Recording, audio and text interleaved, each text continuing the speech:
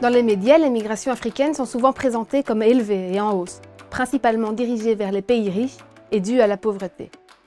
Le problème, c'est que généralement, ces idées sont basées sur des présuppositions et des observations partielles, plutôt que sur des faits bien documentés.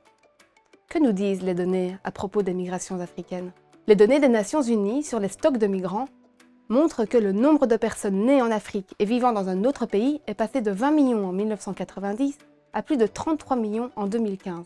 On pourrait donc dire qu'il y a effectivement une augmentation des migrations en provenance des pays d'Afrique. Cependant, ces chiffres ne prennent pas en compte le fait que les populations d'Afrique ont aussi augmenté pendant cette période. Il est important d'en tenir compte, et donc c'est plus approprié de s'intéresser à la proportion de migrants africains. On constate alors que la migration en provenance du continent africain n'a pas augmenté, mais qu'elle est restée globalement stable entre 1990 et 2015. Les données montrent que moins de 3% de la population africaine est migrante. C'est encore moins que la population mondiale. Au niveau mondial, les migrants représentent 3,3% de la population. En outre, ces taux d'émigration varient selon les régions d'origine des migrants africains. C'est intéressant de voir que l'émigration est plus importante à partir des pays d'Afrique du Nord, qui sont plus développés, et plus faible à partir des pays d'Afrique subsaharienne, qui sont moins développés. Par exemple, en 2015, sur 100 personnes qui sont nées au Maroc, en Algérie et en Tunisie, plus de 6 vivent dans un autre pays.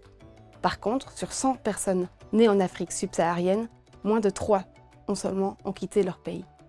En fait, migrer requiert des moyens, et les individus des pays les plus pauvres ont de faibles chances de migrer. Quoi qu'il en soit, on n'assiste pas à un exode depuis l'Afrique. On voit aussi que quand ils migrent, la majorité des migrants d'Afrique subsaharienne restent dans leur région d'origine. Comme je l'expliquais, migrer demande des ressources, et il est moins coûteux de migrer dans un pays de sa région plutôt que vers une destination lointaine. Ainsi, sur 10 migrants subsahariens, 7 n'ont pas quitté l'Afrique subsaharienne. Par contre, les migrants d'Afrique du Nord ont pour la très grande majorité quitté cette région. En conclusion, non, on n'assiste pas à une augmentation des migrations africaines. Non, les migrants africains ne proviennent pas des pays les plus pauvres. Et non, les pays riches ne sont pas les principaux pays de destination des migrants africains.